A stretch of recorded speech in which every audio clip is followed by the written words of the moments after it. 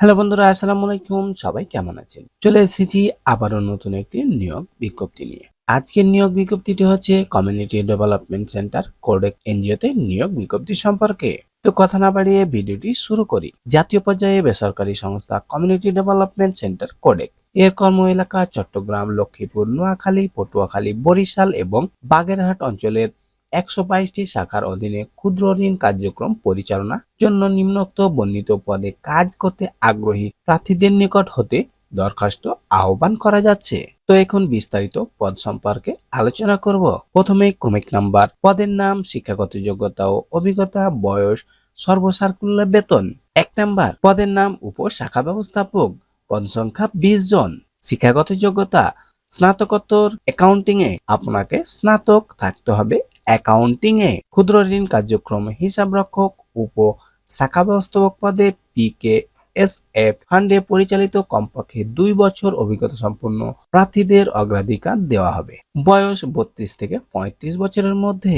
সর্বসাকুল্য বেতন শিক্ষানবিশকালে বেতন হবে ২৪,০০০ টাকা। শিক্ষানবিশকাল শেষে চাকরি নিয়মিতকরণের পর সংস্থার বিধি অনুযায়ী মূল বেতন এছাড়াও বাড়ি ভাড়া ভাতা, চিকিৎসা ভাতা, যাতায়াত ভাতা, মোবাইল ভাতা, লাঞ্চ ভাতা, PF, গ্র্যাচুইটি, ছুটি নগদায়ন, উৎসব ভাতা, বৈশাখী ভাতা এবং গ্রুপ ইনফরমেশন সহ অন্যান্য সুবিধা প্রাপ্য হবে।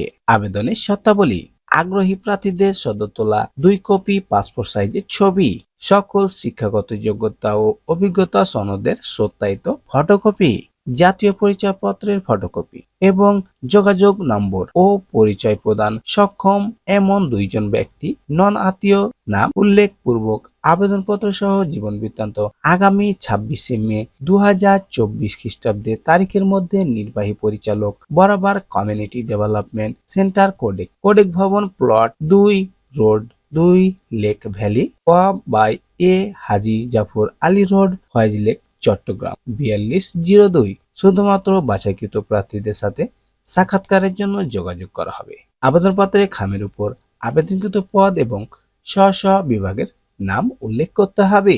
আপনার প্রয়োজনীয় কাগজপত্র এবং জীবন বৃত্তান্ত সহ ২৬শে মে ২০২৪ খ্রিস্টাব্দে তারিখের মধ্যে কমিউনিটি ডেভেলপমেন্ট সেন্টার কোডেক এর আন্ডারে আপনাকে কুরিয়ারের মাধ্যমে অথবা পোস্ট অফিসের মাধ্যমে পাঠাতে হবে। তো বন্ধুরা, আজকে এই পর্যন্তই।